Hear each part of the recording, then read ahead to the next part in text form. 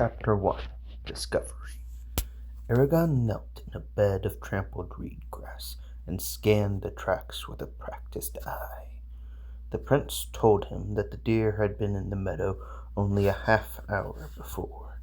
Soon they would bed down. His target, a small doe with a pronounced limp in her left forefoot, was still with the herd. He was amazed that she had made it so far without a wolf or bear catching her. The sky was clear and dark, and a slight breeze stirred the air. A silvery cloud drifted over the mountains that surrounded him, its edges glowing with ruby light cast from the harvest moon cradled between two peaks. Streams flowed down the mountains from stolid glaciers and glistening snowpacks. A brooding mist crept along the valley's floor, almost thick enough to obscure his feet. Eragon was 15, less than a year from manhood. Dark eyebrows rested above his intense brown eyes. His clothes were worn from work. A hunting knife with a bone handle was sheathed at his belt, and a buckskin tube protected his yew bow from the mist. He carried a wood-frame pack.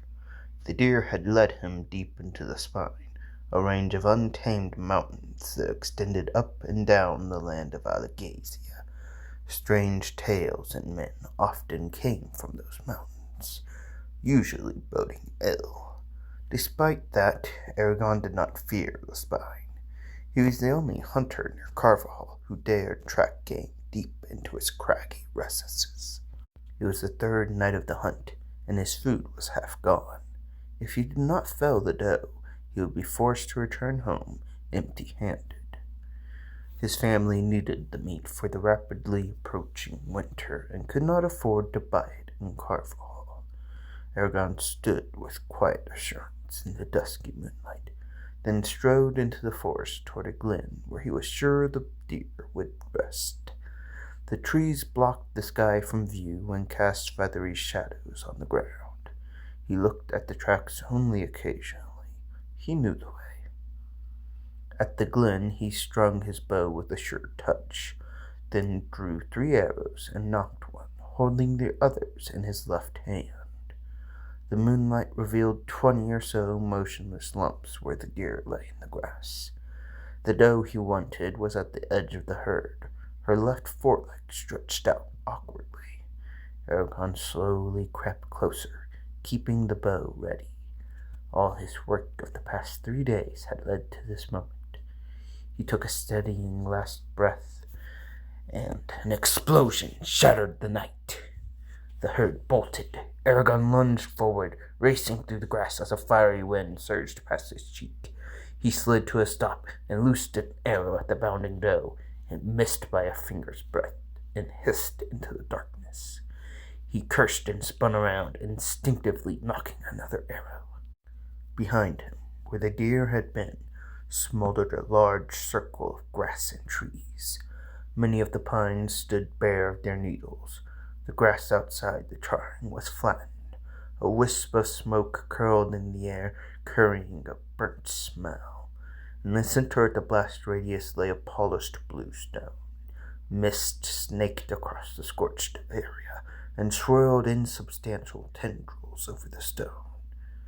Eragon watched for danger for several long minutes, but the only thing that moved was the mist. Cautiously, he released the tension from his bow and moved forward. Moonlight cast him in pale shadow as he stopped before the stone. He nudged it with an arrow, then jumped back. Nothing happened, so he warily picked it up. Nature had never polished a stone as smooth as this one. Its flawless surface was dark blue, except for thin veins of white that spider-webbed across it. The stone was cool and frictionless under his fingers, like hardened silk. Oval and about a foot long, it weighed several pounds, though it felt lighter than it should have. Eragon found the stone both beautiful and frightening. Where did it come from? Does it have a purpose? Then a more disturbing thought came to him. Was it sent here by accident? Or am I meant to have it?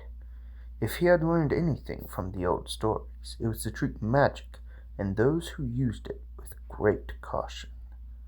But what should I do with the stone? It would be tiresome to carry, and there was a chance it was dangerous. It might be better to leave it behind. A flicker of indecision ran through him, and he almost dropped it. But something stayed his hand. At the very least, it might pay for some food, he decided, with a shrug, tucking the stone into his pack. The glen was too exposed to make a safe camp, so he slipped back into the forest and spread his bedroll beneath the upturned roots of a fallen tree. After a cold dinner of bread and cheese, he wrapped himself in blankets and fell asleep, pondering what had occurred. If you want to hear more, hit subscribe and like, and leave a comment on what I should read next.